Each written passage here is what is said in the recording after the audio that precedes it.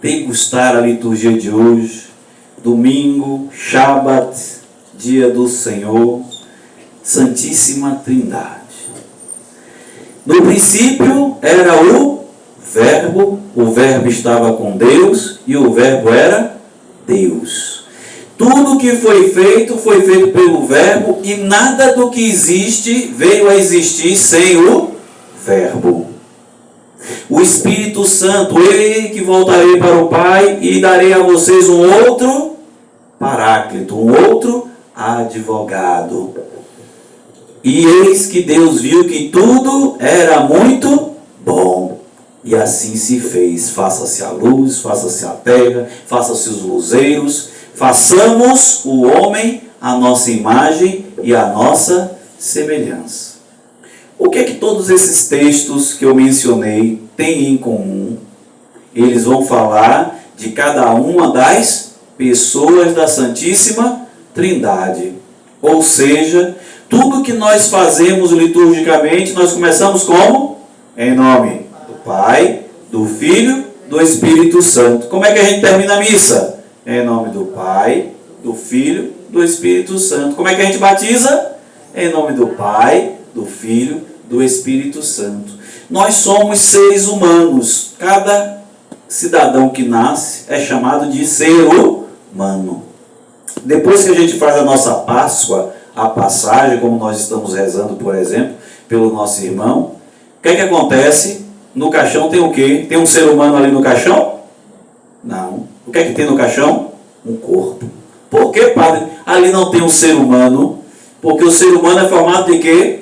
Corpo, alma e espírito. E no caixão geralmente só tem o corpo. A alma e o espírito voltaram para Deus. Então, por isso eu estou dizendo que ali não tem um ser humano, mas o corpo daquele que um dia foi um ser humano. O espírito sem corpo é ser humano? Não, é só um espírito. Assim como o corpo sem o espírito e a alma não é um ser humano, é só um corpo. Tudo na natureza tem três como base de constituição. Ou seja, Deus deixou na própria natureza a sua assinatura, a sua marca registrada, para que todos possam reconhecer que Ele é Deus. Só que eu disse também no início da nossa Santa Missa, a Divina Liturgia, que nós íamos entender o porquê que a Santíssima Trindade é um mistério, embora a gente não possa entender o próprio mistério. Porque há uma grande dificuldade de entender a Santíssima Trindade. Qual é a grande dificuldade hoje que a gente tem de entender a Santíssima Trindade? Como é que nós dizemos a respeito deste dogma? É um Deus em três pessoas. Mas na prática do dia a dia, esse Deus em três pessoas, a gente coloca ele tão unido à pessoa do Pai, que parece que não existe um Deus em três pessoas, e sim o Deus que é Pai e mais duas pessoas. Jesus, o Filho e o Espírito Santo. Todas as vezes que nós nos dirigimos a Deus, como é que a gente se dirige a Deus? Sabendo que Ele é o Pai. E como é que a gente se dirige ao Pai? Sabendo que Ele é Deus. E eu fiz uma brincadeira hoje na paróquia da Boa Vista, perguntei se era a mesma coisa. Eu vou perguntar a vocês. Preste atenção que eu vou dizer. A primeira frase é a seguinte: Deus é Pai, Deus é Filho e Deus é Espírito Santo. Nessa frase eu falo de um único Deus, sim ou não? Muito bem, vocês disseram que sim. Agora eu vou dizer a outra frase.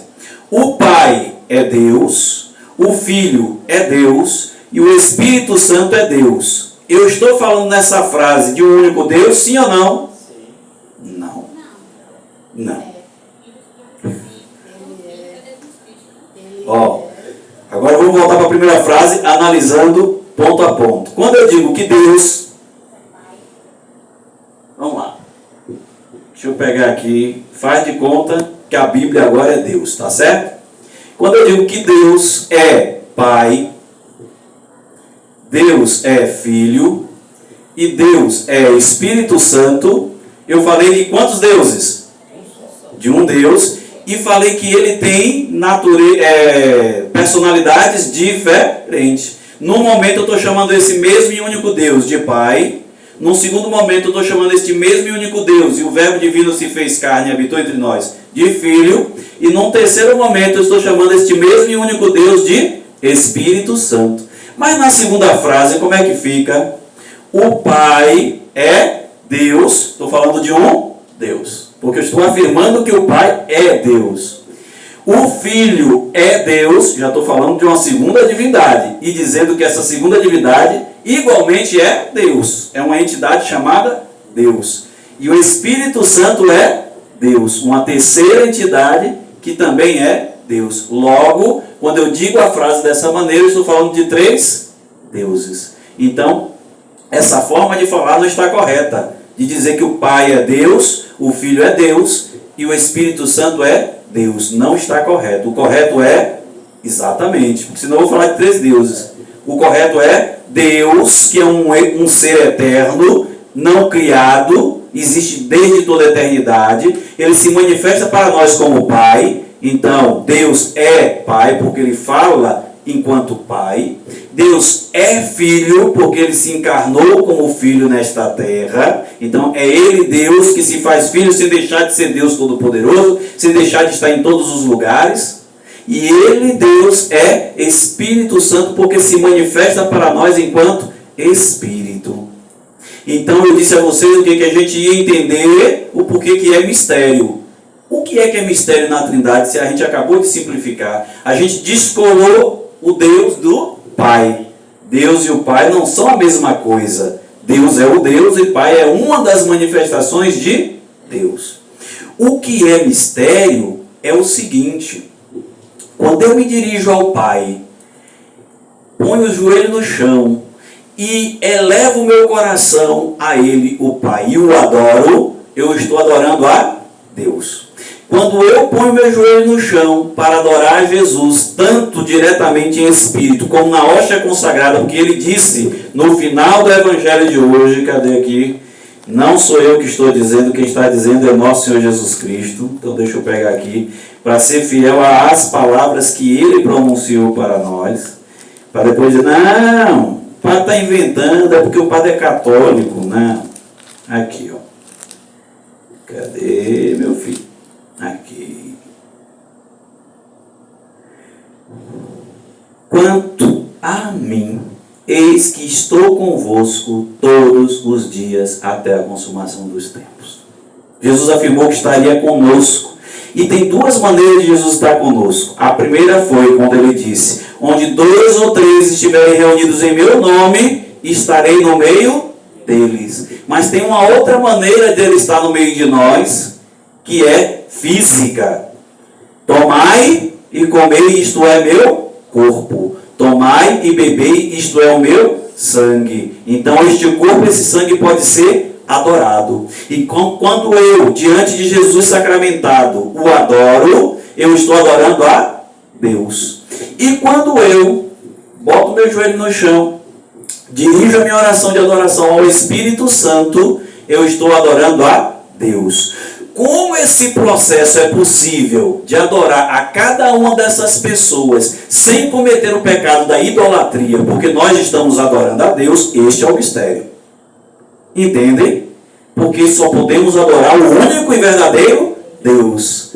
Mas estas pessoas são igualmente divinas em Deus, porque são a manifestação de Deus, e a estas manifestações específicas de Deus, nós podemos adorar. Porque tanto faz. Me dirijo a Jesus, estou me dirigindo ao mesmo tempo ao Espírito Santo e ao Pai. Me dirijo ao Pai, estou me dirigindo ao mesmo tempo a Jesus e ao Espírito Santo. E se me dirijo ao Espírito Santo, estou me dirigindo ao mesmo tempo ao Pai e ao Filho. São indivisíveis essas 3 pessoas, por mais que eu dialogue com apenas uma delas. Por exemplo, se eu vou falar com Lourdes, eu estou me dirigindo ao corpo físico de Lourdes. Eu sei que é Lourdes porque eu estou vendo o corpo físico. Mas quando eu dialogo, abro minha boca e digo: Lourdes, preciso que você faça, imprima para mim aqui essa liturgia. Quem que está me ouvindo e me entendendo? A alma. o psique. E quem que vai de boa vontade ir lá imprimir porque a igreja precisa? O Espírito que habita nela, que diz, olha, é para Deus e para adorar a Deus nós vamos fazer esse serviço. Entende? A minha comunicação é com a mesma e única pessoa, Lourdes, mas eu falo com cada uma dessas partes de maneira diferente. Cada coisa que eu faço, eu identifico um aspecto da mesma e única pessoa que é Lourdes. Corpo, alma e espírito. Assim nós fazemos como nos dirigimos a Deus. Tanto faz você falar com o Pai isoladamente, com o Filho ou com o Espírito Santo, que você vai estar falando com as demais pessoas, e todas essas são o único e mesmo Deus. É o que a igreja ensina. Isso foi definido em concílio. E aí vem desmistificar algumas pessoas que ignoram o processo de um concílio e dizem, a igreja inventou. O que é um dogma? É uma verdade de fé. O que é uma verdade de fé? É uma verdade que, embora esteja na Sagrada Escritura, Jesus Cristo não disse textualmente, olha, existe uma Santíssima Trindade. Esse termo não existe na Bíblia. Olha, existe o Pai, o Filho e o Espírito Santo, que são pessoas e manifestações da único mesmo Deus. Isso não está escrito dessa maneira. É diferente, por exemplo, do batismo. Jesus disse, ide pelo mundo, pregai o Evangelho, falai a todas as nações e fazei delas meus discípulos, aprendizes de mim, ensinando-as tudo o que eu ordenei e batizando-as em nome do Pai, do Filho e do Espírito Santo. Bom, como é que batiza, padre? Em nome do Pai, do Filho e do Espírito Santo. Está textualmente escrito assim. Então, não precisa definir como dogma de fé. Jesus ordenou para batizar e deu a estrutura do batismo. É para batizar em nome da Santíssima Trindade. Pai, Filho e Espírito Santo. Mas não está escrito Santíssima Trindade o termo. Nem por isso a Santíssima Trindade é inexistente. Então a igreja em concílio, reconhecendo esta fé, reconhecendo que existe um único Deus, e para defender esta fé no único Deus, para não confundir a cabeça das pessoas, ao examinar as Escrituras e a tradição do próprio povo que fazia desta maneira, definiu, existe uma Trindade, existe um único Deus manifesto em 3 pessoas. E é isso que Deus nos convida, porque olha só, toda autoridade me foi dada no céu e sobre a terra, e depois de todas as nações fazei discípulos, e depois, ponto e vírgula, de todas as nações fazei discípulos. Quando a pessoa se tornar um discípulo, faça o que com essa pessoa? Batizando-os em nome do Pai, do Filho e do Espírito Santo. A nossa missão não é convencer que Jesus é bom, é pregar que Jesus é bom. A nossa missão, então, depois que a gente pregou que Jesus é bom e a pessoa aceitou, é batizá-la em nome do Pai, do Filho e do Espírito Santo, para que essas pessoas possam participar da vida divina, da graça de Deus nos demais sacramentos. O primeiro sacramento que Jesus mandou ofertar às pessoas que vão escutar o anúncio da sua palavra é o batismo. E aí depois vem as demais coisas. Ensine essas pessoas, enquanto discípulos, a fazerem e observarem tudo que eu ordenei. O que foi que Jesus ordenou? Isso aqui é meu corpo. Este pão é meu corpo. Esta porção de vinho é o meu sangue. Tomai e comei, tomai e bebei. Pois muito bem. Então nós não celebramos aqui um teatro, nós não celebramos uma representação, não é algo que simboliza, nós apenas tornamos presente aquilo que aconteceu no Calvário. E nós não matamos de novo Jesus. Então quer dizer que toda missa a gente mata Jesus? Não. Em toda missa, Jesus se apresenta para nós morto. Porque aqui o altar é a cruz. O que é que o padre faz depois de consagrada a hóstia? Eis o Cordeiro de Deus que tira o pecado do mundo. O padre faz o anúncio, suspende a hóstia consagrada e diz essas palavras. Ora, o Cordeiro está vivo ou está morto? O Cordeiro de Deus está morto para a salvação do mundo. Então nós celebramos sim, como eu já disse várias vezes, um homem morto, que é Jesus. E aí há outro mistério maravilhoso, porque parece contraditório, mas o que é loucura para este mundo é sabedoria de Deus. Na Eucaristia, quando o Padre eleva Jesus Eucarístico e anuncia: eis o Cordeiro de Deus, este homem morto que nós celebramos, quem que está presente neste pão? Jesus Cristo em corpo, alma e divindade. A vida de Jesus está naquele corpo morto. Mas isso parece loucura, seu padre. Está morto ou está vivo? O Cordeiro está morto, mas a presença viva de Deus está naquele Cordeiro. E ao comungá-lo, nós renovamos e fazemos a manutenção da nossa salvação. Porque foi pelo sangue derramado de Jesus, o sangue de homem morto, que nos deu a vida eterna. É o que nós celebramos. A fé nessa trindade. É preciso ter muito mais fé para acreditar que tudo isso aqui surgiu do nada e é fruto do acaso, do que admitir que uma inteligência eterna cuidou e costurou cada coisa, cada centímetro, cada força que rege o universo, as 26 leis, se não me engano, na teoria das cordas, a teoria do Big Bang, como ela se desenrola. É um modelo que existe, pode estar certo, pode não estar certo. Segundo os cientistas, é um modelo. Quando for provado ineficiente, muda-se o modelo, adapta ou traz um modelo novo. Mas seja lá qual for o modelo que eles utilizem para explicar tudo que existe, uma coisa eles têm que admitir: há na criação, há no universo um cuidado e um carinho especial com tudo que foi feito. Tudo é matemático, tudo funciona exatamente do jeito que tem que funcionar. É quase como se fosse uma obra de arte musical. Tudo vibra numa sintonia e numa musicalidade cósmica tal que não tem como, em sã consciência, não admitir que há uma inteligência que quis, por vontade própria, costurar todas essas coisas da maneira que elas aí estão. Nós somos felizardos, porque nós cremos pelo anúncio da palavra. Eu citei um cidadão que é dos Estados Unidos, não sei falar o nome dele por dois motivos. Um, eu esqueci o nome.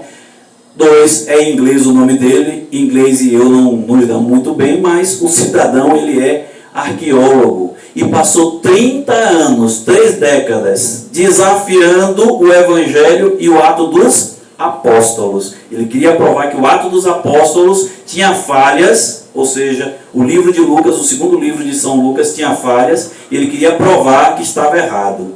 Após 30 anos de pesquisa, escavação na Terra Santa, ele concluiu o contrário. Que Lucas não era nem médico na cabeça dele, Lucas era um excepcional historiador ou arqueólogo, porque todas as pontuações que ele fez, todas as menções que ele fez, são todas conferíveis e são fiéis. Todas, absolutamente todas, ele não errou em nada daquilo que ele pôs no Ato dos Apóstolos. Qual foi o resultado da pesquisa dele? Ele que era ateu, se converteu e hoje é cristão. Mas perdeu 30 anos da vida dele tentando provar que Lucas estava errado. Se ele tivesse abraçado a fé, ele não tinha gastado esse tempo todo para concluir o óbvio. Deus existe, Deus nos ama, Deus nos criou e Deus nos salvou quando nós voltamos nossas costas para Ele. Amém? Louvado seja o nosso Senhor Jesus Cristo e nossa Mãe Maria Santíssima.